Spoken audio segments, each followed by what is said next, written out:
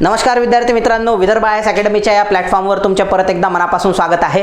So आपण समग्र लक्ष्य अर्थशास्त्र हा जो टॉपिक आहे सो त्याच्यावरचे आपल्याला PYQ पाहायचे आहे.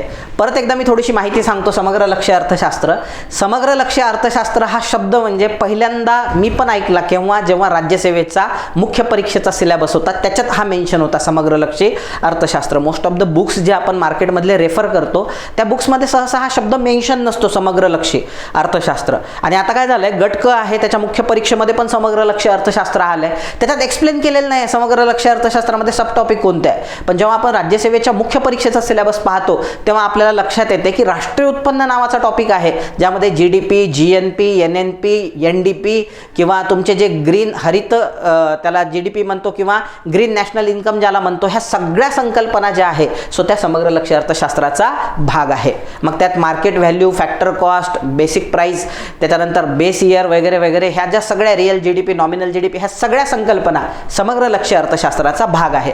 तर आपण आजच्या लेक्चरमध्ये काय करतो आहे, समग्र लक्ष्य अर्थशास्त्रामध्ये राज्यसेवा, कंबाईन ह्या सगळ्या ज्या एक्झाम्स आहे, pre mains, combined pre mains, जेवढ्याही एक्झाम्स असतील त्या एक्झाम्समध्ये आत्तापर्यंत जेवढे प्रश्न विचारलेले आहे ते सगळे एक्सप्लेन करतोय.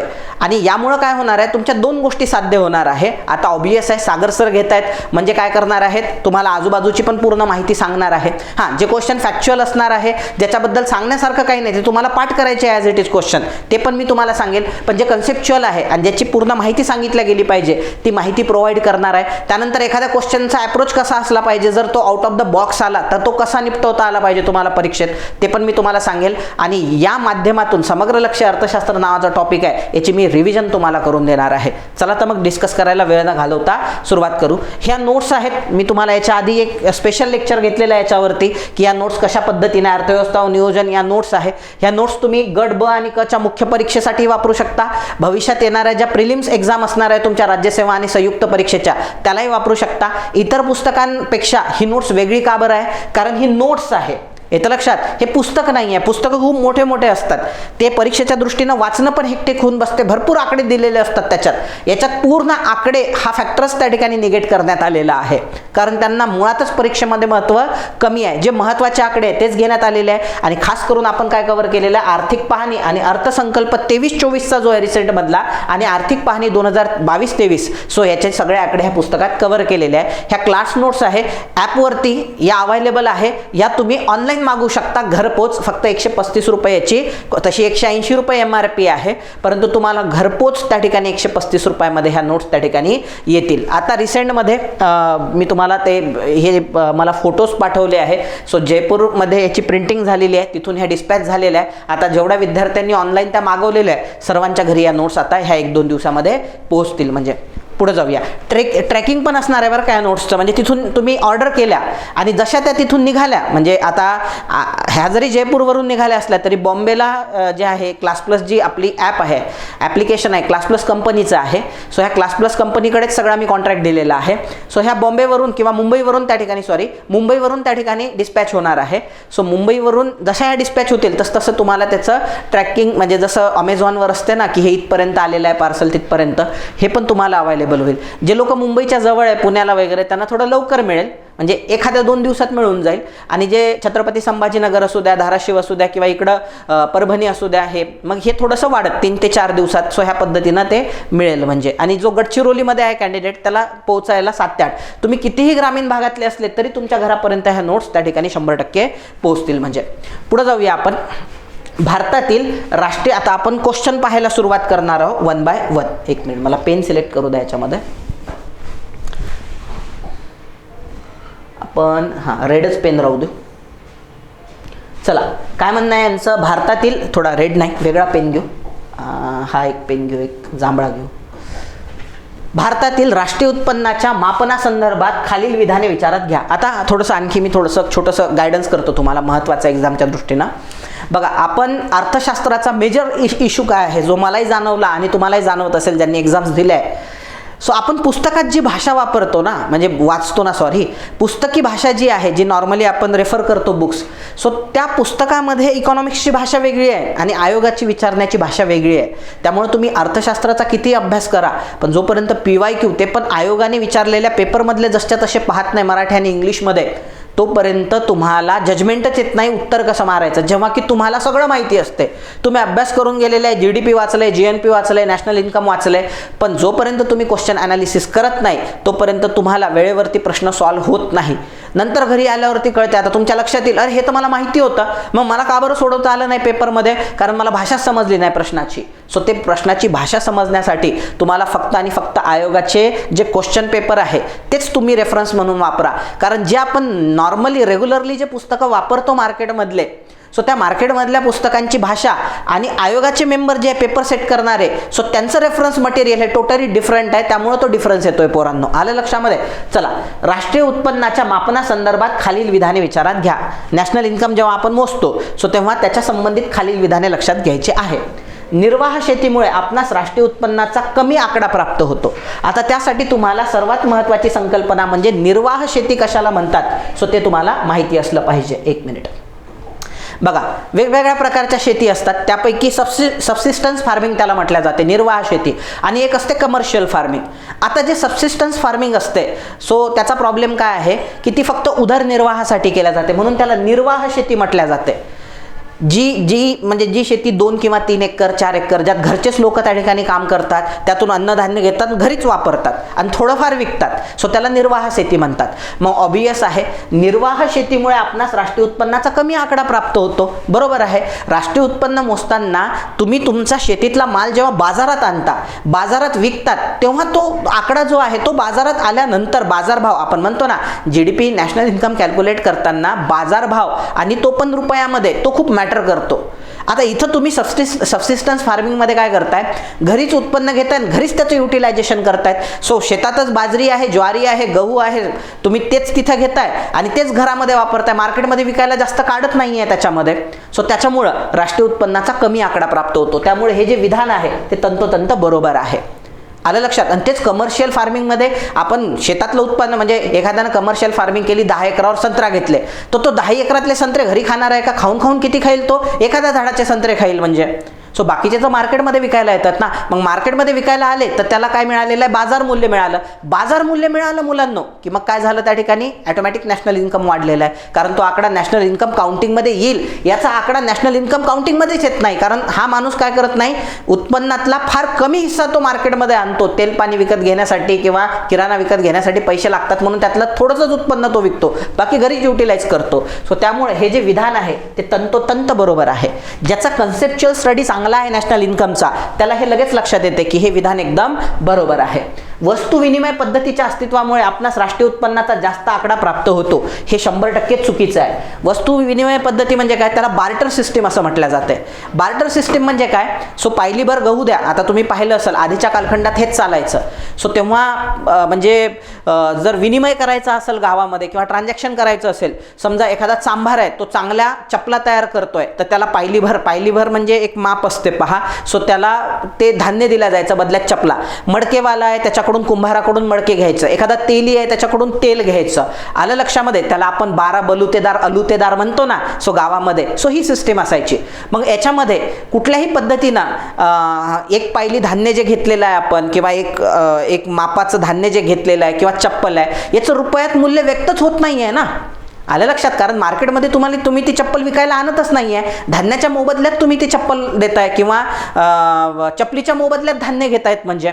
सो त्याच्यामुळं, आणि GDP जेव्हा कॅल्क्युलेट करतो, नॅशनल इन्कम जेव्हा कॅल्क्युलेट करतो, त्यात महत्त्वाचं काय असतं पोरांनो, की तुमच्या उत्पादनाला बाजार मूल्य असलं पाहिजे. इथं बाजार मूल्यच नाही आहे ना. आलं लक्षात? जे रुपयात किंवा डॉलरमध्ये व्यक्त केल्या गेलं पाहिजे, इथं होतच नाही रुपयात किंवा डॉलरमध्ये व्यक्त. त्यामुळं ब क्रमांकाचं विधान हे सपशेल काय राहणार, चुकीचं. कारण यांचं म्हणणं काय, वस्तू विनिमय पद्धतीच्या अस्तित्वामुळे आपणास राष्ट्रीय उत्पन्नाचा जास्त आकडा प्राप्त होतो. राष्ट्रीय उत्पन्नाचा जास्त आकडा म्हणजे काय, राष्ट्रीय उत्पन्नाचा आकडाच प्राप्त होत नाही बार्टर सिस्टीममुळे. काळ्या अर्थव्यवस्थेच्या अस्तित्वामुळे आपणास राष्ट्रीय उत्पन्नाचा जास्त आकडा प्राप्त होतो, हे पण चुकीचं आहे. ब्लॅक इकॉनॉमी म्हणजे काय, भरपूर लोकांना असं वाटते भ्रष्टाचाराचा पैसा म्हणजे काळा पैसा असतो. असं नाही आहे. तुम्ही इमानदारीनं कमवलेला पैसा पण काळा पैसा असू शकतो. उदाहरणार्थ, आता मी तुमच्याकडून फीज घेतोय, बरोबर आहे, काहीतरी कोर्सेसची फीज मी तुम्हाला आकारलेली आहे, मी तुमच्याकडून पैसे घेतोय किंवा ऑफलाईन बॅचेसमधल्या विद्यार्थ्यांकडून पैसे घेतोय, पण त्याच्यावरती घेतलेल्या पैशावरती मी टॅक्सच भरत नाही आहे, मी GST भरत नाही आणि इन्कम टॅक्सही भरत नाही. सो मी जो कमावलेला पैसा आहे हा काळा पैसा या कॅटेगरीत येईल. बरोबर? आणि जर समजा एखादा माणूस आहे तो वरचेवर टॅक्स भरतोय, पण त्यानं तो पैसा क्राईममधून कमावला, भ्रष्टाचारामधून पण टॅक्स भरतोय, तर तो भ्रष्ट आणि क्राईम मनी पण काय ठरू शकतो, व्हाईट मनी, जर तो त्याच्यावर टॅक्स भरत असेल तर. आलं लक्षात. म्हणून लक्षात ठेवा, करप्ट मनी, त्याच्यानंतर टेररिस्ट मनी किंवा टेररिझम मनी म्हटल्या जाते किंवा टेररिस्ट मनी म्हटल्या जाते. करप्ट मनी, टेररिस्ट मनी, क्राईम मनी हे पण व्हाईट मनी होऊ शकतात बरं का, किंवा जेव्हा त्याच्यावरती टॅक्स भरला जाईल. आणि एखाद्याने इमानेद्वारे जरी पैसा कमावला, हार्डवर्क करून जरी पैसा कमावला, पण तो त्याच्यावर टॅक्स भरत नाहीये, तो पैसा म्हणजे काळा पैसा आहे. मग आता तुम्ही टॅक्स भरत नाहीये, टॅक्स भरत नाहीये म्हणजे तुमचं उत्पन्न तुम्ही शो करत नाहीये सरकारला, म्हणजे याचा अर्थ ते नॅशनल इन्कममध्ये काउंटच होणार नाही. मग काळ्या पैशामुळं किंवा काळ्या अर्थव्यवस्थेमुळं नॅशनल इन्कमचा आकडा कमी येतो, जास्त येत नाही, कारण ते शोच होत नाहीये. म्हणून लक्षात घ्या, नॅशनल इन्कम जेव्हा आपण एक्सप्रेस करतो की भारताची इकॉनॉमी किती आहे, तर 3.5 ट्रिलियनची इकॉनॉमी, 3.5 ट्रिलियन डॉलरची आपली इकॉनॉमी आहे. मी म्हणतो 7-8 ट्रिलियनची भारताची इकॉनॉमी आहे. मग का बरं ती 3.5 ट्रिलियनवरती येऊन थांबलेली आहे? कारण 7-8 आहे म्हणताय तुम्ही, पण 3.5 ट्रिलियनच का बरं मोजल्या जाते सर? कारण वरचे जे 4 ते 5 ट्रिलियन पैसा आहे हा काळा मनी आहे. भरपूर लोक टॅक्सच भरत नाही, शो पण करत नाहीत. म्हणजे आलं लक्षामध्ये. सो ते पैसे वाचवाच्या नादामध्ये सो देशाचं पण त्यामध्ये अल्टिमेटली काय करत असतात, नुकसान करत असतात.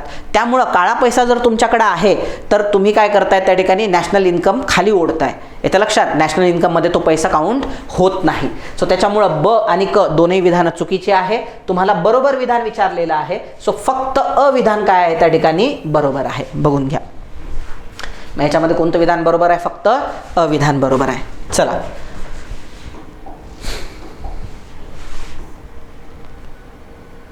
नेक्स्ट क्वेश्चन आहे. सुटला नाही पाहिजे कुठलाच क्वेश्चन आपला. प्रत्येक क्वेश्चन पोरांना आपण डिस्कस करू. एकूण देशांतर्गत उत्पादन, ज्याला आपण जीडीपी म्हणतो, आपण जीडीपीचा शब्द वापरू. एकूण राष्ट्रीय उत्पादन, ज्याला आपण जीएनपी म्हणतो, ग्रॉस नॅशनल प्रोडक्ट, यांच्यातील फरक खालीलपैकी कोणत्या विधानात प्रतिबिंबित होतो? तर मी तुम्हाला बेसिकली समजावून सांगतो जीडीपी कशाला म्हणतात, कारण पुढे पण याच्यावर आधारित क्वेश्चन येणार आहे. सो जीडीपीचा अर्थ होतो ग्रॉस डोमेस्टिक प्रोडक्ट.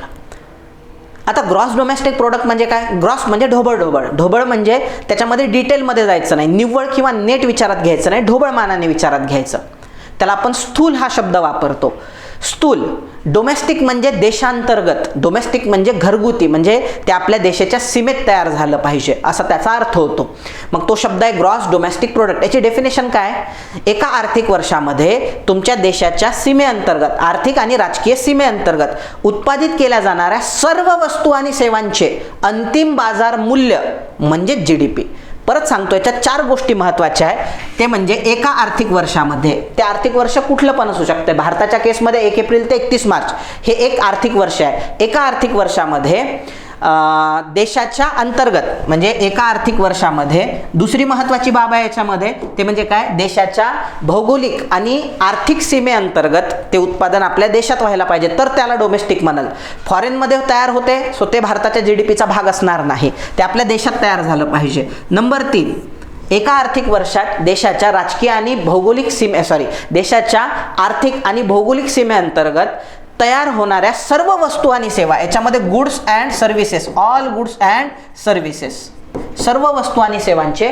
चौथा महत्त्वाचा मुद्दा आहे अंतिम बाजार मूल्य. मगाशी आपण का बरं काळ्या मनीला म्हटलं की भारताच्या अर्थ, कारण त्याला अंतिम बाजार मूल्यच नाही आहे ना. बार्टर सिस्टीम म्हटलो आपण किंवा काळा पैशाला अंतिम बाजार मूल्य नाही आहे, कारण हा पैसा बाजारात दिसतच नाही आहे. तो पैसा बाजारात दिसला पाहिजे, ते पण रुपयामध्ये किंवा डॉलरमध्ये, अंतिम बाजार मूल्य, तर त्याला काय म्हणायचं? जीडीपी म्हणायचं. आता जीएनपी काय असते? तर जीएनपी मध्ये काय केलं जाते? GNP is nothing but GDP सारखाच आहे तो, फक्त याच्यात काय केलं जाते? आपण मगाशी काय म्हटलो की जे फॉरेनमध्ये, समजा आता टाटा नावाचा व्यक्ती आहे, तो अमेरिकेत गेला, अमेरिकेत त्यानं टाटा नावाची एक जॅग्वार नावाची गाडी तयार केली आणि ती अमेरिकेतच विकली आणि पैसे भारतात घेऊन आला, तर भारताच्या जीडीपीचा भाग असेल का तो? तर मी प्रश्नाचं उत्तर देईल नाही, कारण ते कोणत्या देशाच्या सीमांतर्गत तयार झालं? अमेरिकेच्या. तर मग तो अमेरिकेचा जीडीपी वाढवेल. आलं लक्षात. मग सर ते पैसे तर भारतात येतात, मग ते कशात मोजल्या जाईल? ते पैसे मोजल्या जाईल जीएनपी मध्ये. जीएनपी काय असते? सो जीएनपी म्हणजे जीडीपी प्लस एक्सपोर्ट, एक्सपोर्ट मधून आपल्याला पैसा भेटतो, minus import, minus import, export minus import, किंवा ह्याला नेट एक्सपोर्ट पण म्हटल्या जाते, प्लस एकंदरीत एक्सपोर्ट मायनस इम्पोर्टलाच नेट एक्सपोर्ट पण म्हटल्या जाते, नेट एक्सपोर्ट. सो हे एक्सपोर्टमधून आपल्याला पैसे भेटतात, ते GNPचा भाग बनतात. आणि इम्पोर्ट जर एखादा माल केला तर पैसे देशाच्या बाहेर जातात. म्हणजे माल जर एखादा मागवला आपण तर ते पैसे जे आहेत ते दुसऱ्या देशात जातात, म्हणून ते वजा करावं लागेल. सो हा कशाचा फॉर्म्युला आहे? तुमच्या GNPचा फॉर्म्युला आहे. आलं लक्षामध्ये? GDP plus export minus import हा कशाचा फॉर्म्युला आहे? GNPचा. आता हे जे आहे, टाटानी कार तयार केली, ती अमेरिकेत तयार केली, मग तयार अमेरिकेत झाली, मग ती अमेरिकेच्या सीमेअंतर्गत तयार झाल्यामुळं GDP कोणाचा वाढेल? अमेरिकेचा. पण ते पैसे तर भारतात घेऊन आला ना टाटा, कारण टाटा हा भारतीय, त्याचा नॅशनॅलिटी काय? भारतीय. मग नॅशनॅलिटी कशात विचारात घेतल्या जाते? GNP मध्ये. GDP मध्ये डोमेस्टिकनेस म्हणजे भारतात तयार केली का कार? नाही, अमेरिकेत तयार केली, म्हणून अमेरिकेच्या GDPचा भाग. पण त्याचं नॅशनॅलिटी काय? भारतीय आहे, म्हणजे तो पैसा कुठं आणणार आहे? भारतात, मग तो GNPचा भाग असेल. जरी कार त्यानं तयार केली अमेरिकेमध्ये, विकली अमेरिकेमध्ये, पण पैसा भारतात घेऊन आला, म्हणजे इनडायरेक्टली आपण असं म्हणू त्यानं कार विकली भारताची, जी जाग्वार कार आहे, आणि पैसा भारतात आणला, मग तो ॲडिशन होईल, त्याला आपण एक्सपोर्ट या कॅटेगरीमध्ये टाकू, मग तो कशाचा भाग असेल? GNPचा. सो GNP मध्ये नेट ट्रेड किंवा नेट एक्सपोर्ट किंवा एक्सपोर्ट मायनस इम्पोर्ट त्या ठिकाणी विचारात घेतल्या जाते. आलं लक्षामध्ये? सो GDP संकल्पना वेगळी आहे, GNP. आता या दोघांमधला फरक काय आहे? पहिला नंबरचा ऑप्शन पाहू. GDP and GNP. GDP आणि GNP दोन्ही संकल्पना एकच आहे, हे तर 100% चुकीचं आहे. येतं लक्षात? त्यांनी फरक विचारलेला आहे, मग एकच कसं काय असणार आहे त्या संकल्पना? सिंपल आहे. पुढे जाऊया. GNP मध्ये देशातील उत्पादन घटकांनी, उत्पादक पाहिजे होतं, देशातील उत्पादन घटकांनी परदेशात केलेली प्राप्ती मोजल्या जाते. GNP मध्ये बरोबर आहे, आताच पाहिलं आपण. सो GNP मध्ये देशातील उत्पादक घटकांनी परदेशात केलेली प्राप्ती ही मोजली जाते. सो हे विधान एकदम बरोबर आहे. GDP मध्ये देशातील उत्पादक घटकांनी परदेशात केलेली प्राप्ती मोजल्या जाते, हे चुकीचं आहे. हे का बरं बरोबर आहे? टाटा त्याचं एक्झाम्पल आहे, तो आपल्या देशातील उत्पादक घटक आहे, बरोबर. सो तो अमेरिकेत जरी हे करत असला, म्हणजे कार विकत असला त्याची, तरी GNP कोणाचा वाढवतोय? भारताचा. GDP कोणाचा वाढवतोय? अमेरिकेचा. त्यामुळे हे विधान चुकीचं आहे. GNP या संज्ञेत भांडवली घसारा वगळला जातो. घसारा कशातून वगळला जातो? जेव्हा आपण नेट काढतो. नेट जर आपण असं म्हटलं असतं की GNP ऐवजी NNP म्हटलं असतं, नेट नॅशनल प्रोडक्ट म्हटलं असतं, तर घसारा वजा झाला असता. जेव्हा जेव्हा नेट नावाची संकल्पना येते तेव्हा घसारा वजा केला जातो. सो नेट नावाच्या संकल्पनेमध्ये घसारा वजा होतो, ग्रॉसमध्ये घसारा वजा होत नाही. म्हणजे ही बॉटल आहे समजा, सो हिचं प्रोडक्शन घेतलं तर ही बॉटल अशीच नाही राहणार, काळाच्या ओघामध्ये काय होऊन जाणार आहे? सो हिच्यामध्ये डेप्रिसिएशन येते, ही झिजते, किंवा मोठ्या मोठ्या मशीन्स असतात. आता इथे AC लागलेला आहे, हा मी 4 वर्षापूर्वी घेतला होता, तर तो पहिल्या वर्षी जसा घेतला तसाच वर्क करतो का? आता नाही. सो याच्यामध्ये झीज आलेली आहे, त्याला विअर अँड टिअर म्हणतात इंग्लिशमध्ये. सो तो घसारा जेव्हा वजा करतो तेव्हा आपल्याला त्या वस्तूची काय मिळते? नेट प्राइस मिळते, म्हणून मग त्याला नेट नॅशनल प्रोडक्ट म्हणतात. ह्यांचं म्हणणं आहे GNP या संज्ञेत भांडवली घसारा वगळला जातो, हे सपशेल चुकीचं आहे. म्हणजे एकंदरीत बरोबर कोणता आहे? GNP. सो ज्याच्यामध्ये देशातील उत्पादक घटकांनी म्हणजे टाटानी परदेशात केलेली प्राप्ती पण मोजल्या जाते, म्हणजे अमेरिकेत कमावलेले पैसे पण मोजल्या जातात, म्हणून 2 नंबरचं विधान बरोबर आहे. चला पुढे जाऊया. म्हणजे मी अशा पद्धतीनं सांगतोय तुम्हाला की रिव्हिजन पण झाली पाहिजे. आणि असे काही पोरं आहे ज्यांना अर्थशास्त्र खूप अवघड जाते, सो ते मुळातच बिलकुल अवघड नाही आहे, एकदम सोपं आहे. संकल्पना ज्या पद्धतीनं सांगतो त्या पद्धतीनं त्या अडॉप्ट झाल्या पाहिजे. म्हणून एकच गोष्ट मी तुम्हाला वारंवार सांगतो, जेणेकरून चांगल्या पद्धतीने ती अंडरस्टँड झाली पाहिजे. चला पुढे जाऊया आपण. नेक्स्ट क्वेश्चन, पुढे जाऊया. आता हा प्रश्न लक्षात घ्या, म्हणजे PYQ अनालिसिसचा एक लय मोठा बेनिफिट आहे. म्हणजे समग्र लक्ष अर्थशास्त्रामध्ये आता भरपूर सारे टॉपिक आहे, त्यातला नेमका कोणता टॉपिक व्यवस्थित प्रिपेअर केला पाहिजे हे आपल्याला तेव्हाच लक्षात येते जेव्हा आपण PYQ अनालिसिस चांगले करतो. जसं आता इथं आलेलं आहे, देशांतर्गत हरित सकल उत्पादन म्हणजे ग्रीन GDP म्हणतात त्याला, किंवा GNI पण म्हणतात, ग्रीन नॅशनल इन्कम पण म्हणतात, किंवा त्याला ग्रीन GDP म्हटल्या जाते. संबंधित विचार करता खालीलपैकी कोणती विधाने बरोबर आहे? आता हे पाहण्याच्या आधी मी तुम्हाला ग्रीन GDP काय ते समजावून सांगतो, नंतर आपण क्वेश्चन वगैरे सॉल्व्ह करू. पहिले आपण ग्रीन GDP संकल्पना विचारात घेऊ. पहा, ही जी संकल्पना आहे ती 1990च्या दशकामध्ये पुढे यायला लागली. ग्रीन GDP ही संकल्पना कधी पुढे यायला लागली? 1990च्या दशकामध्ये. आता सगळे देश तेव्हा सुसाट झाले होते की ग्रोथ रेट वाढवायचा आहे, ग्रोथ रेट वाढवायचा आहे, GDP वाढवायचा आहे. सो वाढीवरती भर द्यायला लागले. काही काही देश विकासाकडे भर द्यायला लागले होते. सो विकासामध्ये देशातील लोकांचं राहणीमान, आरोग्य, शिक्षण कसं सुधारता येईल. काही काही देश ग्रोथवर भर देत होते भारतासारखे, की भारताचा GDP कसा वाढवता येईल, भारतातला पैसा कसा वाढवता येईल. सो त्याच कालखंडामध्ये असं लक्षात यायला लागलं की आपण GDP ग्रोथ करण्यासाठी मोठ्या प्रमाणामध्ये पर्यावरणाची हानी करतो आहे. मग एकीकडे पर्यावरणाची हानी होते, दुसरीकडे तुमचा पैसा भरमसाठ वाढतोय. सो ह्याला काही अर्थ नाही आहे ना, एका गोष्टीचं नुकसान करून जी लॉंग टर्ममध्ये तुमच्या देशाचं नुकसान करणार आहे आणि तात्पुरते तुम्ही पैसे कमावताय, तर त्या गोष्टीला काय अर्थ आहे का? बिलकुल नाही. लॉंग टर्ममध्ये याच्यामुळे तुमचं नुकसान होऊ शकते. म्हणजे जी ग्रोथ आहे ही सस्टेनेबल राहणार नाही जर पर्यावरणाची हानी करतोय तर. म्हणून ही संकल्पना पुढे आली की जीडीपी मोजल्यापेक्षा तुम्ही काय करत चला, ग्रीन जीडीपी मोजत चला. काय मोजत चला? Green GDP. मग ग्रीन जीडीपी मोजायचा कसा? तर तुमचा जो जीडीपी आलेला आहे सो त्याच्यामधून दोन गोष्टी वजा करायच्या आहे. पहिली गोष्ट पर्यावरणाचा झालेला ऱ्हास. पर्यावरणाचा झालेला ऱ्हास म्हणजे तुम्ही झाडं कापले. मग आता झाडं किती रुपयाचे कापले कसं लक्षात घेणार? ते पण अवघड आहे ना. म्हणजे तुम्ही झाडं कापलेले आहेत, रस्त्याने जाताना पर्यावरणाचा ऱ्हास केला. रस्ता बांधायचा आहे म्हणून आता अमरावतीमध्येच, अमरावती ते इथून एक परतवाडा किंवा अचलपूर जे गाव आहे सो इथून तालुका आहे, इकडून जाताना रस्त्यात खूप मोठे मोठे आणि जुने एवढाले मोठाले बुंदे असणारे झाडाचे यांनी रस्ता हा चारपदरी करण्याच्या नादात कापून टाकले झाडं. आता ते झाडं कापले जे आहे, मग आता हे किती रुपयाचे कापले कसं मोजायचं? कारण जीडीपी, ग्रीन जीडीपी ह्या संकल्पना तर रुपयात एक्सप्रेस केल्या जातात. मी म्हटलं ना भारताचा जीडीपी हा जवळपास 3.5 ट्रिलियन डॉलरच्या घरात आहे. जवळपास म्हणतो आम्ही, एक्झॅक्ट नाही, तो 3.6 3.7च्या घरात आहे तो ॲक्च्युली. सो जो आकडा आहे हा कशात? डॉलरमध्ये व्यक्त केला गेलेला आहे. मग हे आकडे तुम्हाला डॉलर किंवा व्यक्त करण्यासाठी ग्रीन जीडीपी, मग हे जे आहे ऱ्हास किती झालेला आहे कसा मोजायचा? तर परत तिथं झाड लावण्यासाठी वाढवण्यासाठी किती खर्च येतो सो तो इथं कन्सिडर केला जातो. आर फॉर रिस्टोरेशन म्हणजे पर्यावरणाचा ऱ्हास जो झालेला आहे तो रिस्टोर करण्यासाठी किती पैसे लागतात. आणि दुसरी एक गोष्ट मायनस करावी लागते, त्याला ए म्हटल्या जाते. ते म्हणजे काय? प्रदूषणामुळे झालेलं नुकसान. मग आता ते कसं मोजायचं? जलप्रदूषण, वायू प्रदूषण, ध्वनी प्रदूषण.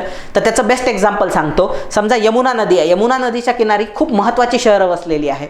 फॉर एक्झाम्पल मथुरा आहे, आग्रा आहे, दिल्ली हे महत्त्वाचं शहर आहे. मग आता इथं मोठ्या प्रमाणात, आता नोएडा महत्त्वाचं शहर आहे, त्याच्यामध्ये दिल्लीचाच भाग आहे सध्या. नॅशनल कॅपिटल रिजन म्हणतो आपण त्याला. नोएडा हा नॅशनल कॅपिटल रिजनचा भाग आहे, नॅशनल कॅपिटल टेरिटरीचा नाही, रिजनचा भाग आहे.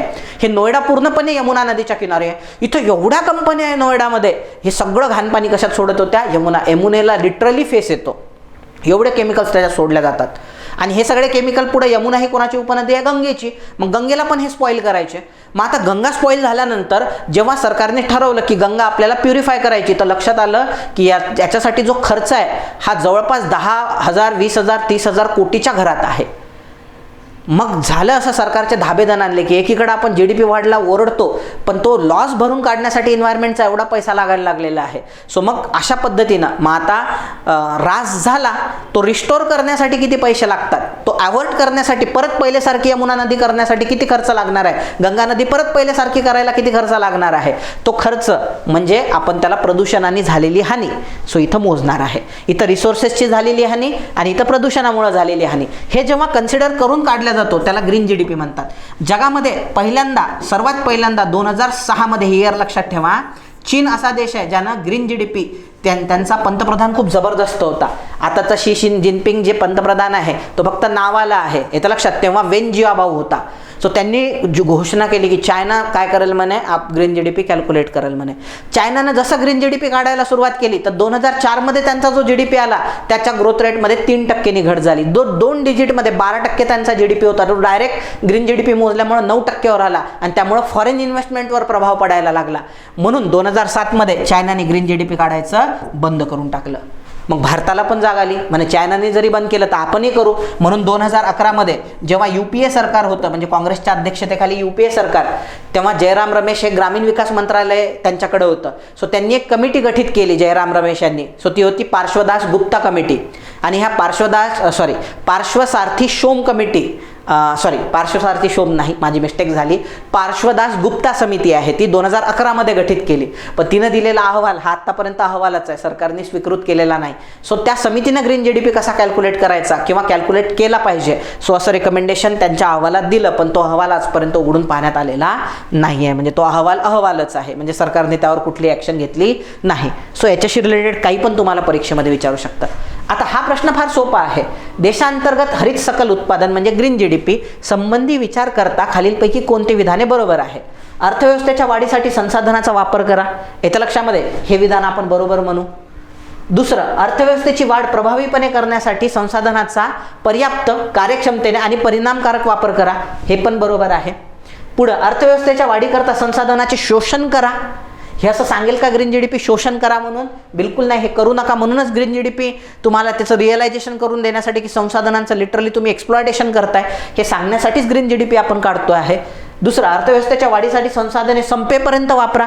संपेपर्यंत जर संसाधनं वापरले तर ती सस्टेनेबल ग्रोथ असणारच नाही ना, त्यामुळे हे पण चुकीचं आहे. मग बरोबर काय असायला पाहिजे? ए आणि बी. पण तुम्ही जर ऑप्शनमध्ये पाहिलं तर ए आणि बी कुठंच दिसत नाही तुम्हाला. ABD म्हटलेलं आहे, डी तर चुकीचं आहे, त्यामुळे हा ऑप्शन कटला. केवळ बी बरोबर. ACD बरोबर, सी आणि डी तर चुकीचं आहे, त्यामुळे हाही ऑप्शन कटला. फक्त सी बरोबर, सी तर बिलकुल बरोबर नाही आहे, त्यामुळे हाही ऑप्शन कटला.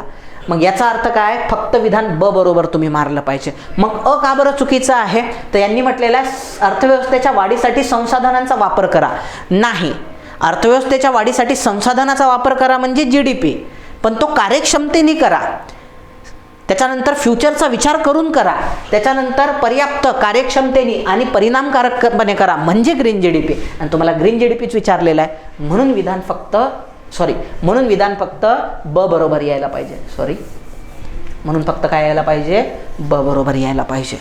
आलं लक्षामध्ये? सोपा प्रश्न होता. पुढे जाऊया आपण. स्थूल देशांतर्गत उत्पादन खालीलपैकी कोणते दृष्टिकोन? आता ते समजावून सांगण्याच्या आधी GDP किंवा नॅशनल इन्कम मोजण्यासाठी कोणकोणत्या मेथड्स आहेत हे तुम्हाला माहिती असलं पाहिजे. नॅशनल इन्कम मोजण्याच्या 3 मेथड्स आहेत, किंवा GDP मोजण्याच्या, नॅशनल इन्कम म्हणा किंवा देशाचा GDP मोजण्याच्या 3 मेथड आहेत. पहिली आहे प्रोडक्ट मेथड, उत्पादन पद्धती म्हणतात त्याला, मी यम लिहितोय तर प्रोडक्ट मेथड. याच्यामध्ये काय केलं जाते? तुमच्या अर्थव्यवस्थेमध्ये ज्या वस्तू आणि सेवा आहे त्याचं अंतिम बाजार मूल्य मोजल्या जाते. ज्या वस्तू आणि सेवा आहे सो त्याला प्रोडक्ट मेथड म्हणतात. लक्षात घ्या, प्रोडक्ट मेथडमध्ये फक्त गुड्स नाही तर सर्व्हिसेस पण कन्सिडर केल्या जातात. Number 2 income method.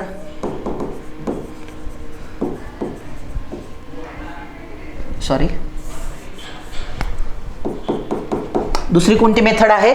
Income method. आता लक्षात घ्या, प्रोडक्ट मेथडमध्ये जेव्हा गुड्स आणि सर्व्हिसेस यांचं अंतिम बाजार मूल्य जेव्हा विचारात घेतो तेव्हा प्रोडक्टचं अंतिम बाजार मूल्य विचारात घेणं सोपं आहे. बॉटल कितीची आहे, हा स्प्रे कितीचा आहे, हा रुमाल कितीचा आहे, AC कितीचा आहे, किंवा हा कॅमेरा कितीचा आहे, स्क्रीन कितीचा आहे, प्रोडक्ट मोजणं सोपं आहे. पण सागर सर जे तुम्हाला शिकवतात हे किती रुपयाचं आहे हे मोजणं जरा अवघड आहे ना.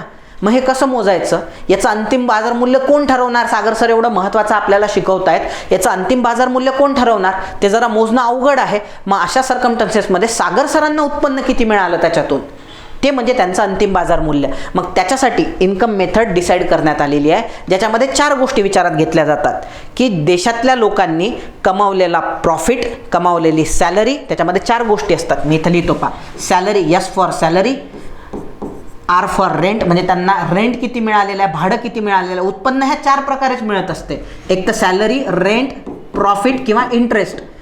आता तुम्ही विचार करा, जे तुम्हाला उत्पन्न मिळते हे 4 आयटम सोडून 5व्या कोणत्या पद्धतीनं मिळते? 5वी पद्धतच नाही आहे पोरांनो. ह्या 4च पद्धतीनं तुम्हाला इन्कम मिळत असते. एक तर सॅलरी मिळते, तुम्ही सरकारी अधिकारी आहे किंवा एम्प्लॉई आहे कुठल्या कंपनीमध्ये, सॅलरी मिळते. तुम्ही जर भाड्याने रूम चढवली तुमची, तुम्हाला रेंट मिळते. तुम्ही जर व्यवसाय सुरू केलेला आहे तर तुम्हाला प्रॉफिट मिळतो. आणि आय फॉर इंटरेस्ट, म्हणजे जर तुम्ही एखाद्याला पैसे दिले तर त्यावरती व्याज मिळते. 5वा प्रकारच नाही आहे. मग असं सर्व्हिस की ज्याचं अंतिम बाजार मूल्य काढता येत नाही, ती ह्या 4 प्रकारे अंतिम बाजार मूल्य त्याचं काढल्या जाते. आणि तिसरी एक मेथड आहे, त्याला एक्सपेंडिचर मेथड म्हणतात. त्याला कोणती मेथड म्हणतात? एक्सपेंडिचर, खर्च पद्धती म्हणतात. सो खर्च पद्धतीमध्ये काय केलं जाते? सो तुम्ही केलेले consumptions plus investment plus government expenditure plus net export म्हणजे एक्सपोर्ट मायनस इम्पोर्ट, त्याला आपण नेट एक्सपोर्ट म्हणतो. सो या 4 गोष्टी विचारात घेऊन नॅशनल इन्कम काढल्या जाते. कोणत्या मेथडनी? एक्सपेंडिचर मेथडनी. आजकाल जे जगातले विकसित देश आहे ते एक्सपेंडिचर मेथड वापरतात, ज्यामध्ये तुमच्या देशातल्या नागरिकांनी केलेलं कन्झम्पशन म्हणजे काय? मी पाणी विकत आणलं, जेवण विकत आणलं, रेंटनी रूमवर राहतोय, सो ह्याला काय म्हणणार? किंवा घर विकत घेतलं, ह्याला मी कन्झम्पशन म्हणणार. इन्व्हेस्टमेंट म्हणजे काय? फॉर एक्झाम्पल सागर सरांनी अकॅडमी बांधली, कॅमेरा विकत घेतला, स्क्रीन विकत घेतली, ही इन्व्हेस्टमेंट आहे सागर सरांची. गव्हर्नमेंट एक्सपेंडिचर म्हणजे जर सागर सरांना एखादी स्कीम भेटत असेल गव्हर्नमेंटची तर ते गव्हर्नमेंट एक्सपेंडिचर होते आहे. आणि नेट एक्सपोर्ट इम्पोर्ट म्हणजे काय, सागर सर त्यांचा कोर्स विकतायत समजा फॉरेनमध्ये. आत्ताच मी पाहिलं अमेरिकेमधून 8 लोकांनी हा कोर्स विकत घेतलेला आहे, USA मधून 8 लोकांनी, युरोपमधून 3 लोकांनी, म्हणजे युरोपमध्ये पण आपल्या कोर्सेस पाहणारे लोक आहेत बरं का, लक्षात घ्या. सो मग हे जे आहे हे कशाचा भाग आहे, एक्सपोर्टचा भाग आहे. आलं लक्षामध्ये, मी सेवा एक्सपोर्ट केलेली आहे. कळालं तुम्हाला. सो हे अशा पद्धतीने ह्या गोष्टी वर्क करतात. सध्या भारतामध्ये एक्सपेंडिचर मेथडनी त्या ठिकाणी नॅशनल इन्कम मोजला जात नाही. कशाने मोजला जाते, प्रोडक्ट मेथड आणि इन्कम मेथडचा कॉम्बो करून. आता क्वेश्चन वाचू आपण. स्थूल देशांतर्गत उत्पादन म्हणजे GDP खालील दृष्टिकोन आहे. हा उत्पादनाच्या एकूण मूल्याचा प्रवाह आहे. सो उत्पादन पद्धती म्हणतो. सो एकदम बरोबर आहे. हा उत्पादनाच्या एकूण मूल्याचा काय आहे, प्रवाह आहे. हा एकूण प्राप्तीची किंवा उत्पन्नाचा प्रवाह आहे, हे पण बरोबर आहे.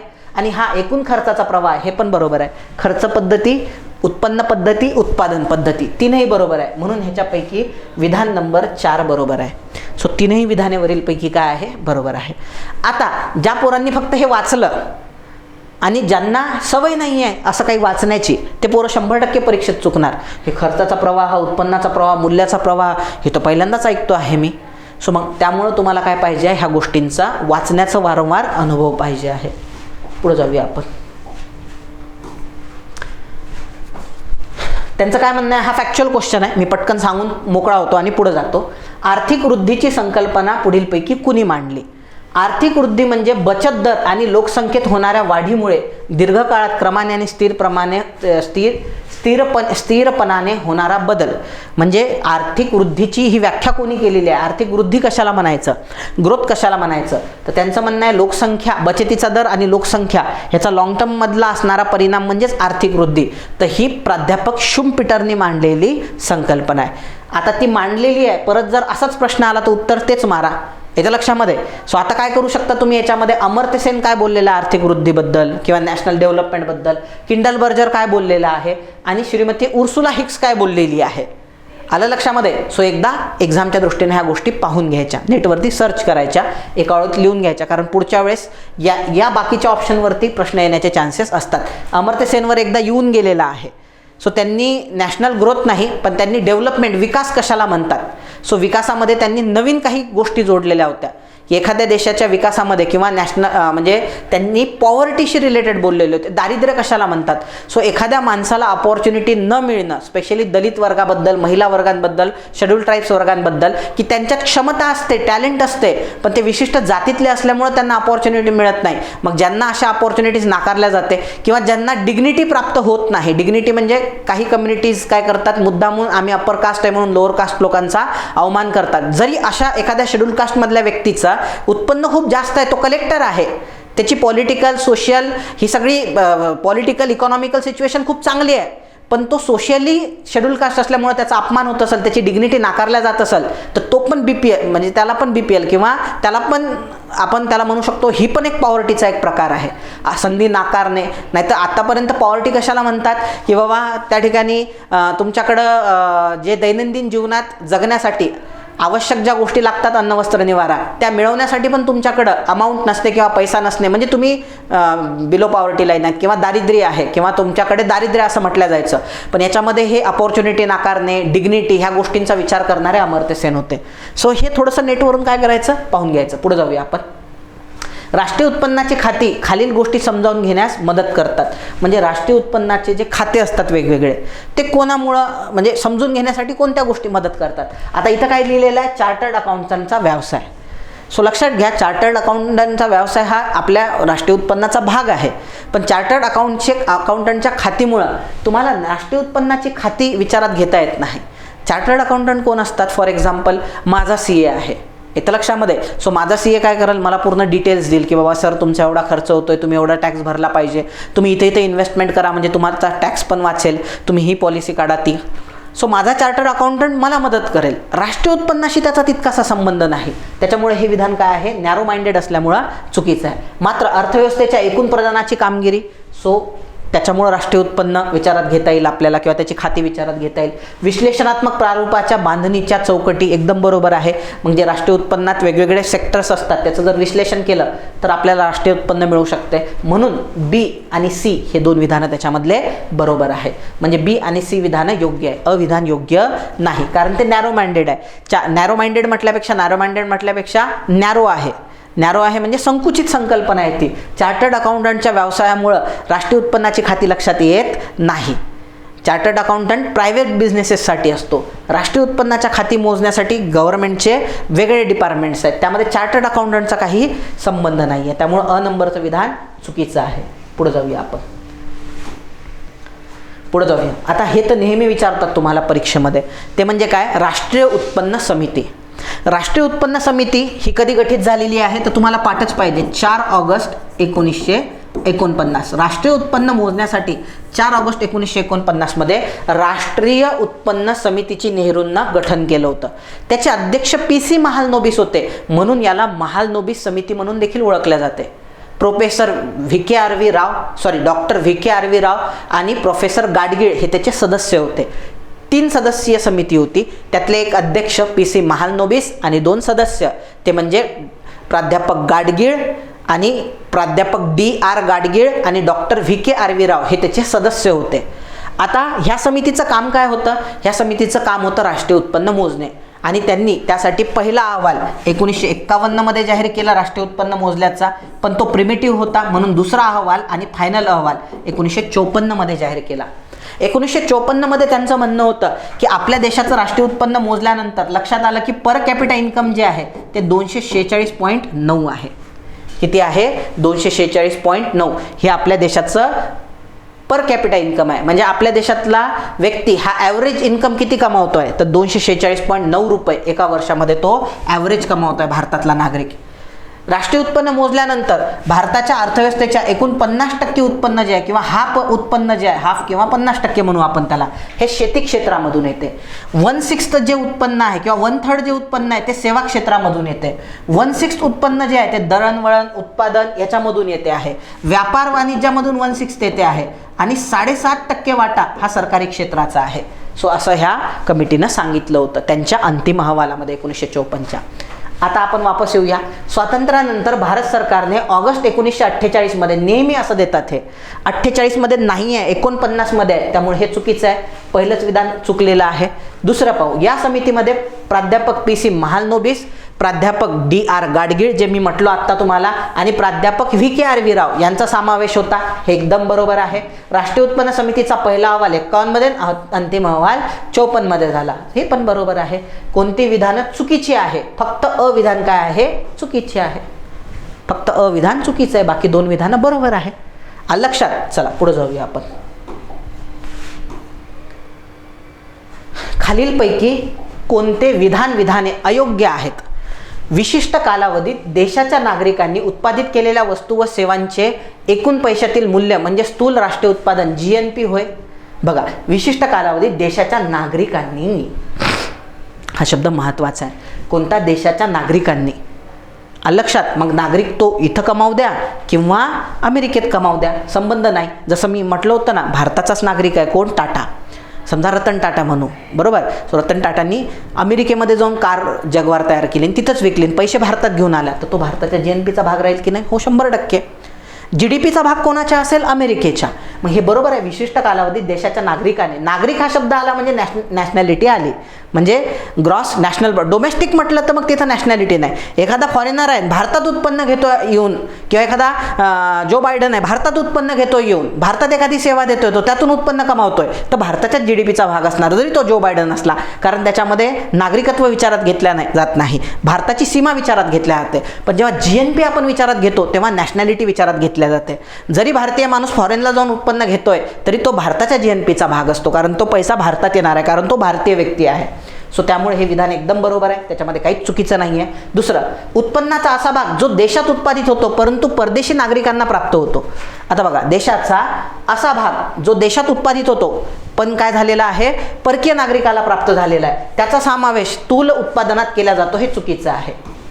सॉरी, त्यांचं काय म्हणणं आहे? उत्पन्नाचा असा भाग जो देशात उत्पादित होतो म्हणजे GDP वाढलेला आहे देशाचा, परंतु परदेशी नागरिकांनी प्राप्त केला आहे. मग तो भारतातलं उत्पन्न काय जाणार आहे, परदेशात जाणार आहे. भारतात राहणार आहे का ते नाही. मग परदेशात गेलं तर भारताच्या GNP मधून आपल्याला ते वगळावं लागेल, कमी करावं लागेल. म्हणजे भारतातला माल, म्हणजे भारतातलं उत्पन्न जे आहे ते जर बाहेर जात असेल, येतं लक्षामध्ये, म्हणजे याचा अर्थ काय आहे, ते आपल्याला वजा करावं लागेल. जर दुसऱ्या देशातला माणूस घेऊन म्हणजे भारतातलाच जो रतन टाटा आहे तो जर घेऊन आला आपल्या देशामध्ये, पैसा जर घेऊन आला तर भारताचा GNP वाढेल. आणि तोच एखादा जो बायडन इथं पैसे कमावतोय आणि अमेरिकेला तो पाठवतोय, तर GNP मधून तो वगळावा लागेल, म्हणजे कारण तो पैसा देशाच्या बाहेर चालला. यांचं काय म्हणणं आहे, त्याचा समावेश स्थूल राष्ट्रीय उत्पादनात केला जातो, हे चुकीचं आहे. त्याचा स्थूल राष्ट्रीय उत्पादनात केला जात नाही, GDP मध्ये केला जातो. स्थूल राष्ट्रीय उत्पन्नात त्याचा विचार केला जात नाही, कारण ते देशाच्या बाहेर जाणारं उत्पन्नाचा असा भाग जो देशात उत्पादित होतो परंतु परदेशी नागरिकाने. तो जर देशी नागरिकाने केलेला आहे तर GNPचा भाग आहे.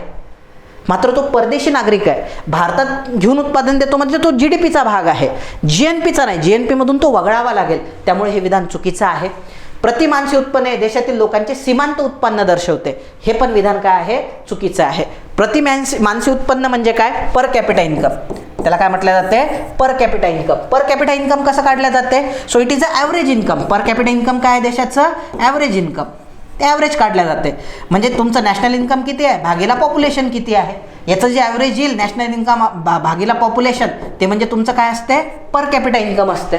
सीमांत उत्पन्न म्हणजे काय, सो दोन नागरिकांच्या उत्पन्नातील फरक म्हणजे सीमांत उत्पन्न. समजा माझं उत्पन्न 1 कोटी आहे, माझा एक मित्र आहे त्याची एखादी कोचिंग अकॅडमी आहे, त्याचं उत्पन्न 70 लाख आहे समजा. मग दोघांमध्ये डिफरन्स किती आला, 30 लाखाचा. ते म्हणजे सीमांत उत्पन्न आहे. सो दोन उत्पन्नातील फरक म्हणजे सीमांत उत्पन्न. आणि दोन उत्पन्नाचा ॲव्हरेज, समजा आता माझं 1 आहे आणि त्याचं 70 आहे, याचा ॲव्हरेज किती निघाल, सो दोघांचं मिळून 1,70,00,000 रुपये भागीला 2 किती होतात पहा बरं, 65 लाख. सो 65 लाख हे काय आहे, ॲव्हरेज इन्कम आहे. येतं लक्षामध्ये. सो त्याच्यामुळं हे ॲव्हरेज इन्कम म्हणजेच पर कॅपिटा इन्कम. येतं लक्षात. सीमांत उत्पादन नाही. सीमांत उत्पादन म्हणजे किंवा सीमांत उत्पन्न म्हणजे दोघांमधला डिफरन्स असतो. म्हणजे क पण चुकीचा आहे. आपल्याला अयोग्य विधानं विचारलेले आहे, म्हणून बी आणि सी हे दोन काय आहे, अयोग्य विधानं आहे. बी आणि सी हे दोन विधानं अयोग्य आहे. मला असं वाटते राज्यसेवेच्या मुख्य परीक्षेत विचारलेला हा प्रश्न आहे. पुढे जाऊया आपण. उपभोगावर आधारित राष्ट्रीय उत्पन्नाची व्याख्या कोण केलेली आहे, तर ती प्राध्यापक आयर्विंग फिशरनं केलेली आहे. फॅक्च्युअल क्वेश्चन आहे. पुढे जाऊया आपण. बाजार किमतीनुसार स्थूल देशांतर्गत उत्पादन व स्थूल राष्ट्रीय उत्पादन यांच्यामधील फरक कोणता. सो बाजार किमतीनुसार त्यांचं म्हणणं आहे GDP आणि GNP मध्ये. स्थूल म्हणजे हे GDP झालं आणि हे GNP झालं. मी तुम्हाला सांगितलं आहे GNP म्हणजे काय, GDP प्लस एक्सपोर्ट. एक्सपोर्टमधून पैसे भेटतात आपल्याला म्हणून plus export minus import. Export minus import ह्यालाच काय म्हणतो आपण, नेट एक्सपोर्ट. मग आता पहा यांच्यातील फरक कोणता आहे, तर वस्तू व सेवांचे उत्पादन हा नाही आहे फरक. परदेशी उत्पादन घटकांपासून उत्पन्नाचा समावेश हे पण नाही आहे. परदेशी नागरिकांनी देशात उत्पादित केलेल्या वस्तू व सेवा, एक मिनिट त्यांनी काय म्हटलेलं आहे आपण विचारून घेऊ एकदा आणि मग पुढे जाऊ. बाजार किमतीनुसार स्थूल देशांतर्गत उत्पादन आणि स्थूल राष्ट्रीय उत्पन्न GDP GNP यांच्यामधील फरक खालीलपैकी एका घटकामुळे दिसून येतो. एकूण वस्तू व सेवांच्या उत्पादनामुळे दिसून येतो का, नाही. परदेशी उत्पादन घटकांपासून उत्पन्नाचा समावेश, एकदम बरोबर आहे. हे 2 नंबरचं विधान बरोबर आहे. मी तुम्हाला म्हटलेलं आहे. सो परदेशी उत्पादन घटकांपासून जर उत्पन्न मिळालं असेल म्हणजे फॉरेनरने कमावलं तर ते वजा होते आणि भारतीय व्यक्तीने कमावलं तर ॲड होते. सो याच्यामुळं GDP आणि GNP मध्ये फरक आहे. सो परदेशी उत्पादन घटकापासून उत्पन्नाचा समावेश. परदेशी नागरिकांनी देशात उत्पादित केलेल्या वस्तू आणि सेवा ह्याला GDP म्हणतात. ह्याला काय म्हणतात, GDP म्हणतात. घटक किमतीनुसार वस्तू आणि सेवांच्या उत्पन्नाची बेरीज. सो हे तर काही संबंध नाही आहे. आपल्याला बाजार किमतीनुसार विचारले, घटक किमतीनुसार विचारलेलंच नाही आहे. परदेशी नागरिकांनी देशात उत्पादित केलेल्या वस्तू आणि सेवा हा GDPचा भाग आहे. पण परदेशी उत्पादक घटकांपासून उत्पन्नाचा समावेश हा GNP मध्ये होतो, GDP मध्ये होत नाही. म्हणून 2 नंबरचं विधान काय आहे, तंतोतंत बरोबर आहे. पुढे जाऊया आपण. उत्पन्नाच्या मापनातील कोणत्या 2 मुख्य अडचणी आहे. आता इथं इंग्लिशमध्ये पाहू किंवा हे सूक्ष्म आणि स्थूल, मायक्रो आणि मॅक्रो, लवचिक व कठीण, इलॅस्टिक आणि हार्ड, त्याच्यानंतर संकल्पनात्मक आणि सांख्यिकीय आणि वरीलपैकी कोणतेही नाही. आता लक्षात घ्या, राष्ट्रीय उत्पन्नाच्या मापनातील 2 मुख्य अडचणी, ॲक्च्युली ह्या 3 अडचणी आहेत बरं का. सो राष्ट्रीय उत्पन्नाचं मापन करत असताना मायक्रो लेवलला पण अडचणी येतात, समस्या येतात. मॅक्रो लेवलला, मॅक्रो म्हणजे मोठ्या लेवलला, मायक्रो म्हणजे छोट्या लेवलला. तुम्ही मी ट्रान्झॅक्शन करत असाल तर मायक्रो लेवल, पण तेच जर भारत सरकार करत असेल तर मॅक्रो लेवल. त्यानंतर लवचिक आणि कठीण, इलास्टिक आणि हार्ड. इलास्टिक कशाला म्हणतात? जर मी एखादा कोर्स आहे तो मी 2000ला विकतोय आणि मी त्याचे डिस्काउंटमध्ये 1500ला विकायला लागलो, खूप लोकांनी तो विकत घेतला, त्याचा अर्थ काय? सागर सरांचा डिमांड आणि सप्लाय इलास्टिक आहे. पण मी 1500चा विकला तरी लोक घेत नाही आहे, तर मग काय आहे? त्या ठिकाणी लवचिकता नसून ताठरता आहे. त्याला आपण काय म्हणतो? हार्डनेस म्हणतो. म्हणजे कळालं तुम्हाला? डिमांड अँड सप्लाय जो आहे तो हार्ड आहे असं समजल्या जाते. सो किमती कमी केल्यानंतर वस्तू ह्या विकल्याच गेल्या पाहिजे, तरच डिमांड अँड सप्लाय इलास्टिक त्या ठिकाणी म्हटल्या जाते. सो याही लेवलला प्रॉब्लेम्स आहे. मग उत्तर सर हे तीनही तुम्ही आहे म्हणता, संकल्पनात्मक आणि स्टॅटिस्टिकलमध्ये पण प्रॉब्लेम्स असतात. जेव्हा आपण राष्ट्रीय उत्पन्नाचं मापन करतो तेव्हा हे तीनही लेवलला प्रॉब्लेम. पण यांनी काय विचारलेलं आहे? मुख्य अडचणी कोणती? त्यांनी काय विचारलेलं आहे? मुख्य अडचण कोणती असं विचारलं. तर लक्षात ठेवा कोणत्या 2 मुख्य अडचणी आहे असं जेव्हा म्हटलं जाते तेव्हा ह्याच्यात 4 पैकी कोणतंही एक उत्तर असणार. इथं वरीलपैकी सर्व तर दिलेलं नाही आहे, वरीलपैकी कोणतंच नाही असं दिलेलं आहे. मग ह्या तिघांपैकी ब्रॉड कोणतं आहे ते पाहायचं. आता सूक्ष्म आणि स्थूल ही संकल्पनात्मक गोष्ट आहे म्हणून ही संकल्पनात्मक पण आहे, आणि लवचिक आणि कठीण सूक्ष्म आणि स्थूल ही स्टॅटिस्टिकल गोष्ट आहे, सांख्यिकीय गोष्ट आहे, मायक्रो लेवल आणि मॅक्रो लेवल. आणि इलास्टिक आणि हार्ड ही काय आहे? संकल्पनात्मक आहे. म्हणजे ह्या दोघांचाही समावेश याच्यात असल्यामुळं आणि ही ब्रॉड संकल्पना असल्यामुळं पर्याय क्रमांक 2 आहे. आता याच्यावरून एक लक्षात ठेवा की ज्या संकल्पना ब्रॉड असतात ते उत्तर मारायचं. लक्षात एकदा काय झालं होतं, असं दिलं होतं की खालीलपैकी भारताच्या आयातीमध्ये खालीलपैकी सर्वाधिक वाटा कशाचा असतो, आणि पर्याय दिलेलं होतं. त्याच्यामध्ये एक अभियांत्रिकी वस्तू होता, त्याच्यानंतर दुसरा क्रूड ऑइल. आता पोरांना सवय लागलेली आहे, पुस्तकात वाचतात तिथे crude oil crude oil crude oil. Crude oil आपण खूप मोठ्या प्रमाणात मागवतो, येते लक्षात? पेट्रोलियम क्रूड ऑइल आपण ज्याला म्हणतो. मग पोरांनी क्रूड ऑइलच उत्तर मारलं, कच्चं तेल, आणि उत्तर दिलं आयोगाने अभियांत्रिकी वस्तू. आता अभियांत्रिकी वस्तू का बरं? कारण अभियांत्रिकी वस्तू ही एवढी ब्रॉड संकल्पना आहे, याच्यात सगळ्याच वस्तू येतात, सगळ्याच वस्तू. सो स्टीमर बॉयलरपासून छोट्या आयफोनपर्यंत सगळ्याच अभियांत्रिकी वस्तू आहेत तुमच्या. इलेक्ट्रॉनिक गुड्स असू द्या, मेकॅनिकल गुड्स असू द्या, किंवा मशीन्स असू द्या, मोठ्या मोठ्या सगळ्या येतात. म्हणजे अभियांत्रिकी वस्तू ही संकल्पनाच मुळात ब्रॉड असल्यामुळे ते उत्तर होतं. म्हणून परीक्षेमध्ये कधी उत्तर मारताना ज्या ब्रॉड संकल्पना असतात ते उत्तर तुम्ही मारलं पाहिजे इकॉनॉमिक्समध्ये, लक्षात ठेवा.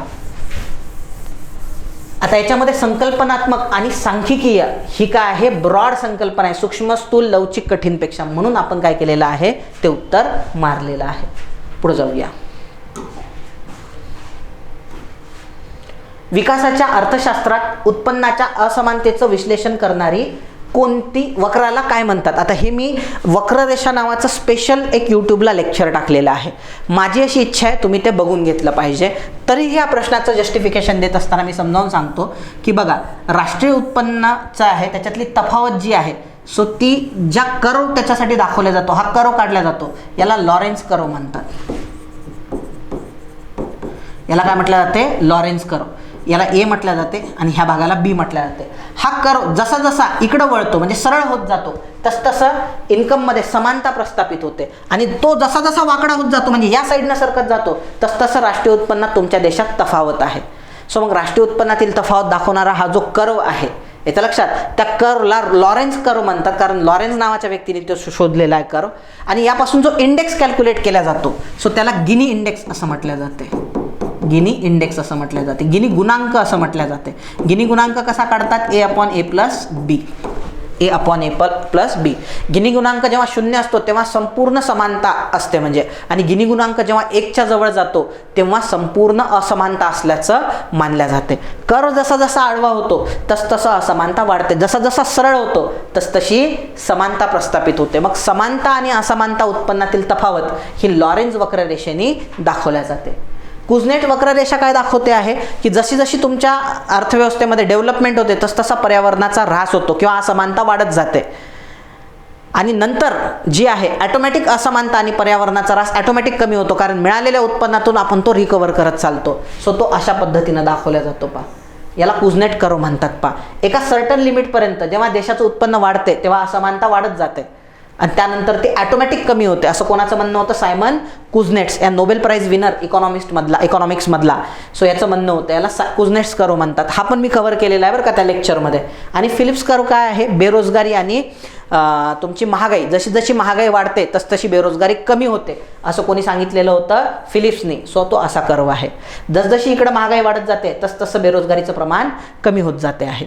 जसजशी महागाई वाढते तसतसं बेरोजगारीचं प्रमाण कमी होते. हे कोणी दाखवलेलं आहे, फिलिप्स यांनी दाखवलेलं आहे. त्याला काय म्हणतो आपण, फिलिप्स कर्व म्हणतो. हे समग्र पुरवठा वक्र वगैरे मला माहीत नाही. सो हे अशा पद्धतीनं. सो ह्या प्रश्नाचं उत्तर जे आहे ते आहे लॉरेन्झ कर्व, लॉरेन्झ वक्ररेषा. सार्वभौमिक मूलभूत उत्पन्नाची भारतासाठीची संकल्पना खालीलपैकी कोणत्या अर्थतज्ञाने मांडली. लक्षात घ्या 2016 मध्ये बघा, 2016 मध्ये जो अर्थसंकल्प जाहीर करण्यात आला, 2016-17 मध्ये जो अर्थसंकल्प जाहीर करण्यात आला त्यामध्ये सर्वात पहिले आपले जे चीफ इकॉनॉमिकल ॲडवायझर होते अरविंद सुब्रमण्यम, त्यांचं नाव काय होतं, अरविंद सुब्रमण्यम. त्या चीफ इकॉनॉमिकल ॲडवायझरनी सो एक संकल्पना मांडली, ती म्हणजे UBI, युनिव्हर्सल बेसिक इन्कम. लय जबरदस्त संकल्पना होती. असं म्हणतात मोदी सरकारला 2019ला परत सत्तेत यायचं होतं, त्यामुळं त्यांनी हुकमी एक्का म्हणून UBI ही संकल्पना पुढे आणण्याचा प्रयत्न केला. परंतु एक नागेश्वरन काहीतरी त्यांचं नाव होतं, वराह नागेश्वरन असं काहीतरी नाव होतं समथिंग. सो त्या अर्थतज्ञांनी विरोध केल्यामुळे ती संकल्पना ड्रॉप केली सरकारने. संकल्पना काय होती याच्यावर 2-3दा प्रश्न आलेले आहे परीक्षेमध्ये, म्हणून समजून घेणं गरजेचं आहे. सरकार काय करणार होतं की काहीच पाहायचं नाही की हा माणूस किती उत्पन्न कमावतो, काय कमावतो, काहीच पाहायचं नाही. आणि त्याच्या खात्यावरती दर महिन्याला एक सर्टन अमाऊंट टाकायची, समजा 5,000 रुपये. तर देशातल्या सर्व नागरिकांच्या खात्यावरती 5,000 रुपये टाकायचे. म्हणजे त्याला युनिव्हर्सल म्हणतात. ते पाहायचं नाही हा गरीबच आहे का आणि हा श्रीमंतच आहे का. सो प्रत्येक व्यक्तीला एक बेसिक इन्कम सरकारकडून गेलं पाहिजे, याला म्हणतात युनिव्हर्सल बेसिक इन्कम. पण त्याच्यामुळं भाववाढ होण्याचे चान्सेस होते, त्यामुळे लोक ऐदी बनण्याचे चान्सेस होते. सरकारकडं फंड्सची आधीच कमतरता आहे. डेव्हलपमेंटल ॲक्टिव्हिटी, शिक्षण, आरोग्य याच्यासाठी लावायला सरकारकडं पैसा नाही. आणि प्रत्येकाच्या खात्यावर 5,000 रुपये टाकणं, भारताची लोकसंख्या ही आता जवळपास म्हणजे जुन्या याच्यानुसार जर गेलं तर 125 कोटी आहे. आणि त्याला गुन्हेला तुम्ही 5,000 जर केलं तर तेवढा पैसा म्हणजे सरकारकडे पैसा तरी आहे का टॅक्सच्या मार्फत जमा होणार आहे, एवढा नाही आहे. त्यामुळे ही संकल्पना ड्रॉप झाली. मग आता यांनी विचारलं कोणत्या अर्थतज्ञाने भारतात प्रथम मांडलेली आहे संकल्पना. जगात ती ऑलरेडी आलेली आहे 60च्या दशकामध्ये. भारतात सर्वात पहिल्यांदा प्रणव बर्धन यांनी मांडलेली आहे.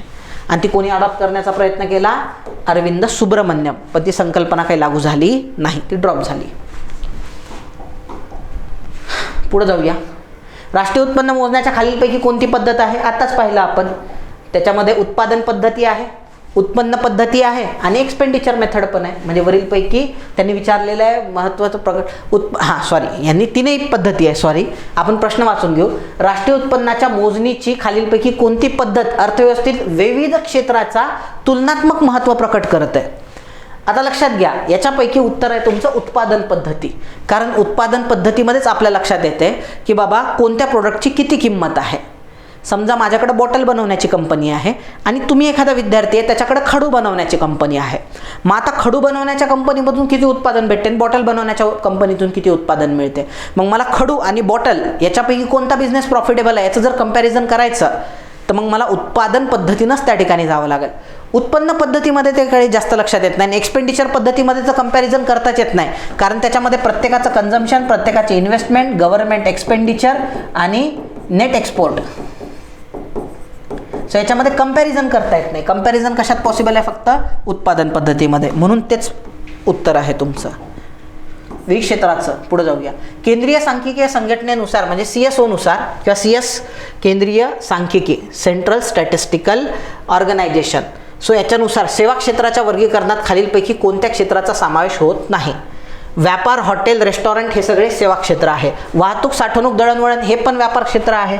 गृहनिर्माण, वित्त पुरवठा, गृहनिर्माणबद्दल डाऊट असू शकतो. एक तर ते इंडस्ट्रीमध्ये पण जाऊ शकते गृहनिर्माण, सेवा क्षेत्रात पण वित्त पुरवठा तर सेवा क्षेत्र आहे. म्हणून सगळ्याच याचा तुमच्या सेवा क्षेत्रामध्ये किंवा सेवा क्षेत्रात त्याचा समावेश होतो. म्हणून ह्या प्रश्नाचं उत्तर आहे वरीलपैकी एकही नाही. त्यांचं म्हणणं होतं कोणत्या क्षेत्राचा समावेश होत नाही, सगळ्या क्षेत्राचा होत असल्यामुळं पर्याय क्रमांक 4 बरोबर आहे. पुढे जाऊया. राष्ट्रीय हरित उत्पन्नाच्या मापनाशी कोणते घटक संबंधित आहे. म्हणजे GNI म्हणजे त्यांचं म्हणणं आहे ग्रीन नॅशनल इन्कम. सो आपण ऑलरेडी पाहिलेलं आहे. सो GNI किंवा ग्रीन GDPचा फॉर्म्युला काय होता? GNI म्हणा त्याला किंवा ग्रीन GDP म्हणा. याचा फॉर्म्युला काय होता? GDP मधून वजा करावं लागतात ह्या गोष्टी. वजा म्हणजे म्हणजे आपले जे पर्यावरण आहे त्याचा ऱ्हास, त्याची अवनती, परत -A म्हणजे काय? सो प्रदूषणामुळं जे खराब झालेलं वातावरण आहे ते रिस्टोर करण्यासाठी जो पैसा लागतोय त्याला A म्हटलं गेलेलं आहे. मग राष्ट्रीय उत्पन्न, हरित राष्ट्रीय उत्पन्नात राष्ट्रीय उत्पन्न आहे, नैसर्गिक संसाधनाची घट आहे म्हणजेच R आहे, आणि पर्यावरणाचा ऱ्हास पण आहे म्हणजे A पण आहे त्याच्यामध्ये. सो तीनही बरोबर आहे. सो अ, ब, क हे तीनही वरीलपैकी सर्व विधानं बरोबर आहे. पुढे जाऊया आपण. सार्वत्रिक मूलभूत उत्पन्न यात खालील घटक आहेत. सार्वत्रिकता आहे, सर्वांच्याच खात्यावर येणार आहे. बिनशर्तता आहे, त्याच्यात शर्तच नाही आहे तुम्ही श्रीमंत आहे की गरीब आहे. आणि प्रतिनिधित्व म्हणजे लाभार्थीची निवडीचा आदर, म्हणजे लाभार्थीच्या निवडीचा आदर म्हणजे मिळालेले पैसे तुम्ही शिक्षणावरच खर्च केले पाहिजे असं काही नाही आहे. लाभार्थी कुठं पण खर्च करू शकतो. म्हणून तीनही बरोबर आहे. म्हणून याचं काय आहे? वरीलपैकी सर्व. देशाच्या राष्ट्रीय उत्पन्नाच्या खालील परिणामापैकी कोणत्या परिणामात किंवा कोणत्या परिमाणात देशाच्या नागरिकांनी विदेशातून कमावलेली प्राप्ती समाविष्ट आहे? आत्ताच पाहिलं ते म्हणजे काय? Gross national product, GNP. Gross national product 2 नंबरचं बरोबर आहे. एकूण राष्ट्रीय उत्पादन म्हणजे ग्रॉस नॅशनल प्रोडक्ट, GNP मध्ये ते कन्सिडर आहे. सोपं आहे. पुढे जाऊया. आता सगळं शिकलेलो आहे आपण. जानेवारी 2015 मध्ये केंद्रीय सांख्यिकी कार्यालयाने स्थूल देशांतर्गत उत्पादनासाठी नवी श्रेणी जाहीर केली. हे 100% बरोबर आहे. लक्षात घ्या. जानेवारी 2015 मध्ये केंद्रीय सांख्यिकी कार्यालयाने, म्हणजे काय झालं माहिती आहे का? 2014 मध्ये नरेंद्र मोदी सरकार आलं सत्तेमध्ये आणि ह्या सरकारने ॲश्युअर केलं की तुम्ही पहा काँग्रेसपेक्षा आम्ही GDP वाढवून दाखवतो. मग आता ह्यांनी 2015 मध्ये नवीन श्रेणी जाहीर केली. आता यांना माहीत होतं की GDP असा अचानक वाढवता येत नाही देशाचा, पण लोकांच्या तर अपेक्षा आहे. त्यात गुजराती लोक होते. गुजराती लोक लय हुशार असतात. सो तुम्ही जर म्हटलं 2 आणि 2 किती होतात, तर आपण बिचारे मराठी माणसं 4 म्हणतो. गुजराती माणूस काय म्हणतो? तुला किती पाहिजे सांग, मी आणून देतो तुला. 2 आणि 2 5 पण आणून देतो, 6 पण आणून देतो. असे गुज्जी लोक हुशार असतात म्हणजे. मग तसंच आपले जे मोदी साहेब आहे, सो त्यांनी सत्तेत आल्यानंतर त्यांनी काय केले माहीत आहे का? राष्ट्रीय उत्पन्न मापनाची पद्धतीच बदलून टाकली. त्याच्यात सर्वात पहिला महत्त्वाचा बदल केला तो म्हणजे बेस इयर चेंज करून टाकलं. बेस इयर 2005-06 होतं जेव्हा राष्ट्रीय उत्पन्न मोजल्या जायचं. तेव्हा जरी ही बॉटल आपण आता मोजत असलो, समजा आपण ही बॉटल मोजतोय 2023 मध्ये, आपण ही बॉटल काय मोजतो 2023 मध्ये, आणि 23 मध्ये याची किंमत आहे 500 रुपये. त्याची किंमत 500 नाही मोजल्या जात. रिअल GDP काढतो म्हणून बेस इयरची याची किंमत मोजल्या जाते. आता तुम्हाला माहिती आहे, सो ही बॉटल आहे, सो ही 2023चा आपल्याला रिअल GDP काढायचं आहे. त्याची किंमत सध्या 500 रुपये आहे. तर सध्याचे 500 न घेता बेस इयरची किंमत मोजावी लागते. आता बेस इयर सुरुवातीला अभिजित सेन गुप्ता कमिटीनुसार 2004-05 होतं बेस इयर. सो तेव्हा ह्या बॉटलची किंमत किती होती? 100 रुपये. म्हणजे आज आपण जेव्हा ही बॉटलची किंमत मोजतो बेस इयर 2004-05 असल्यामुळं आपल्याला ते 100 रुपयेच मोजावी लागणार. मग आता मोदी सरकार आलं 2014 मध्ये, त्यांनी काय केलं? रिअल GDPच मोजायचा पण बेस इयर चेंज करून टाकलं. त्यांनी 2004-05 ऐवजी बेस इयर काय केलं? सो बेस इयर केलं 2011-12. बेस इयर काय केलं? के सुंदरम समितीच्या शिफारसीनुसार 11-12 केलं. आता विचार करा, 4-5 मध्ये ही बॉटल जर 100 रुपयाची आहे तर 11-12 मध्ये 300 तर आहे. आता सध्या 500 आहे. पण 500 मोजता येत नाही, कारण बेस इयरला मोजा, रिअल GDP काढायचा, रिअल GDP ने बेस इयरला मोजला जातो. सो बेस इयर 4-5 होतं तेव्हा 100 रुपयेच मोजल्या जायची. म्हणजे 4-5 नुसार जरी 2023चा GDP मोजतोय तर याची किंमत 100 रुपये धरूनच विचारात घ्यावी लागणार.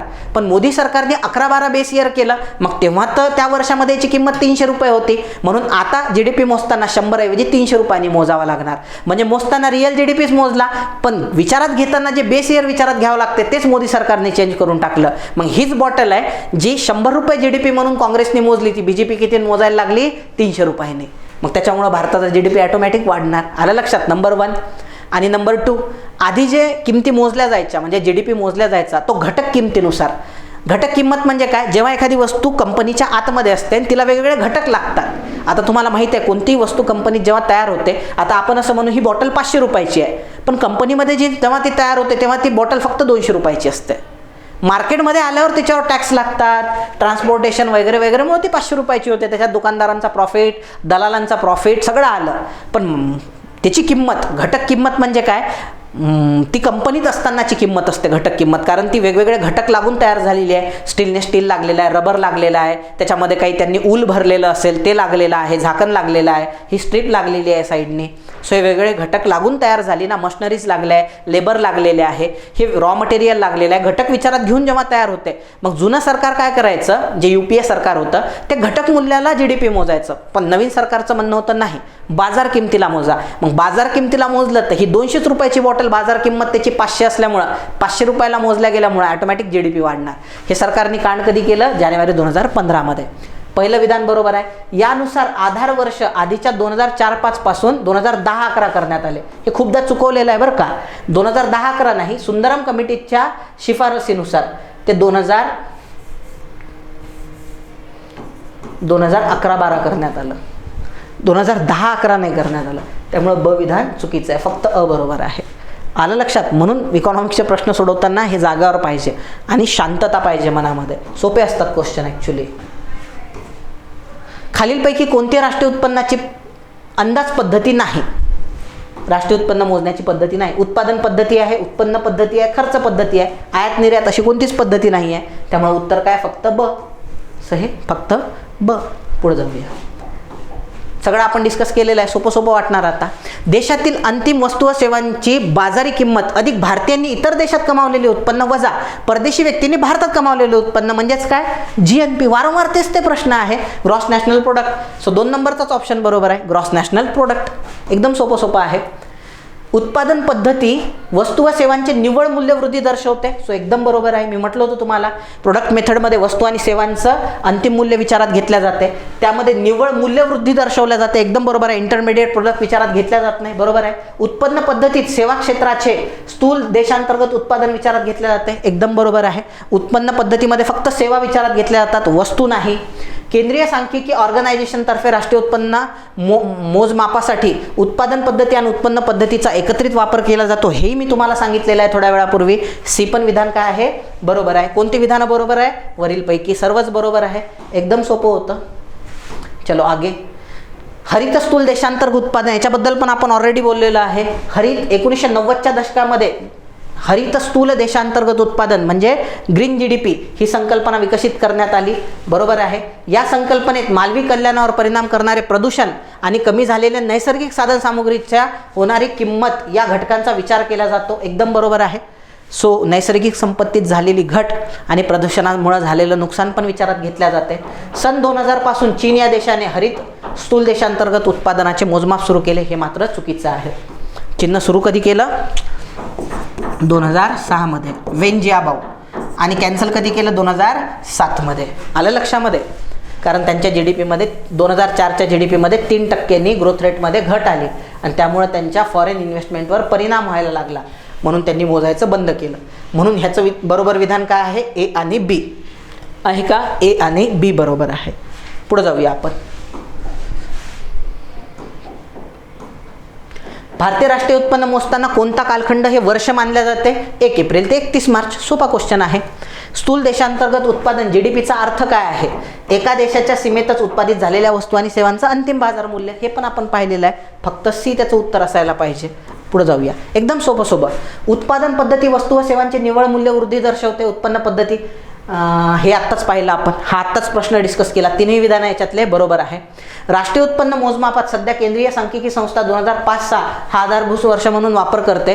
पूर्वी 2000 ते 2001. आता हा प्रश्न जुना आहे बरं का, 2015च्या आधी विचारलेला आहे. सो त्याच्यामुळं पण इथं जे आधी अभिजित सेन गुप्ता समितीच्या शिफारसीनुसार आधारभूत वर्ष 2004-05 होतं. हा STIच्या मेन्सला प्रिलिम्सला विचारला गेलेला क्वेश्चन आहे बहुतेक. आधी प्रिलिम्स वेगळी व्हायची STIची. सो ते 4-5 पाहिजे होतं अभिजित सेन गुप्ता समितीच्या शिफारसीनुसार. आणि याच्या आधीचं जे आधारभूत वर्ष आहे ते 1993-94 होतं. सो त्याच्यामुळे दोन्ही विधानं चुकीची आहे. सो दोन्ही विधानं नाहीत, योग्य विधान दोन्ही नाहीत. पुढे जाऊया आपण. स्वातंत्र्यानंतर भारत सरकारने राष्ट्रीय उत्पन्न समिती ऑगस्ट 48 नाही 4 ऑगस्ट 49ला गठीत केली. प्रोफेसर DR गाडगिळे त्याचे अध्यक्ष होते, हे पण चुकीचं आहे. PC महालनोबिस अध्यक्ष होते. दोन्ही विधानं चुकीचे आहेत.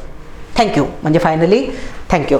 सो आजचं लेक्चर तुम्हाला कसं वाटलं हे तुम्ही आम्हाला कमेंट बॉक्समध्ये नक्की लिहून कळवा, जेणेकरून आणखी लेक्चर बनवायला मला उत्साह वाटेल म्हणजे तुमच्यासाठी. सो भेटूया आपण पुढच्या लेक्चरमध्ये. तोपर्यंत धन्यवाद. जय हिंद.